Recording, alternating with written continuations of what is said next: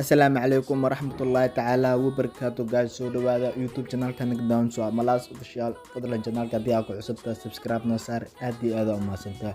Waa tahay maanta iyo muuqaal cusub. Maanta muuqaalkan wuxuu ku saabsan yahay sida aad u degsan karto TJS Sports adigoo isticmaalaya mobilkaaga. Waxaad samayn doontaa ciyaar ayaad saadaali doontaa, waxaan ku guuleysan doontaa lacag aan macquul ahayn oo ciyaarahaas aad ku saabsan tahay. Marka application-kan wuxuu ku quseeyaa application-adii hore ee isticmaal jirtay ama midka One Speed ama Cool Sports haddii isticmaal jirtay. midkaasi waa ka duwan yahay midkaan TJS wuxuu ugu fiican yahay.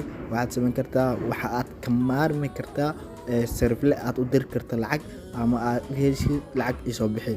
waxaad samayn kartaa adiga ayaa ku shubanayo hadina adiga ayaa kala baxayo. TJS Sports anigoo cajibi adiga hadii ku cajibiyo qaybtoos comment-ga ila wadaag. waa tahay application-kaaga marka aad soo degsato wajigiisa hore sidaas waaye. marka waxaa rabtaa in aad iska diiwaangeliso meeshaas register ku qoran tahay ayaa ku dhufanaysaa. register ayaad dhehaysaa kadib halkan ayuu ku keenaa. marka waxaa laga rabaa in aad geliso lambarkaaga iyo passwordkaaga. kadib passwordkaaga ayaad ku celinaysaa kadib register ayaad dhehaysaa. ana hadda lambarkayga ayaa ku samaysanaa, password ayaa u yaala kadib register ayaa dhahaa. marka lambarkayga iyo passwordkayga kulliga waa qarsanaa. marka aday lambarkaaga iyo passwordkaaga gasho kadib register ayaad dhehaysaa. marka aad register aad dhahdo waa kana sidaan ayuu kugu soo baxaa. meeshaan kore waxaa waaye home haddii home aad dooranaysid iyo drop iyo away.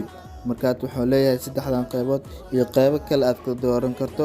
meeshaan 49 qayb ayaa ka dooran kartaa.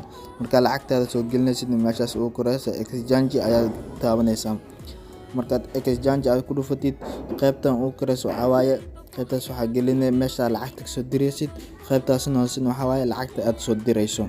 markaan hadda meeshaas kore ku dhufanaa haddii aad tahay e-dahab ama EVC isticmaalnaa EVC ayaa taabanaysaa kadib lacagtaaga ayaa soo gelinaysaa. haddii aad $100 soo gashan karto ama haddii aad $1 aad soo gashan karto. kadib meeshan hoose ee calaamada jaallada qoran tahay ayaa ka taabanaysaa exchange. meeshaas akoontigaada EVC-ga ayaa ku keenaa. wuxuu dhahaa ma hubtaa inaad $1 aad ku shubeyso. kadib haa ayaa taabanaysaa number 1 kadibna send ayaad dhehaysaa. markaad send dhahdo wuxuu ku leeyahay ma hubtaa in aad u dirayso bulsho $1 ayaa application-ka ma rabtaa inaad lacag u dirto. kadib wuxuu ku leeyahay PIN-kaaga geli. markaad PIN-kaaga geliso lacagta aad ku soo shubto halkan ayaad ka arki doontaa.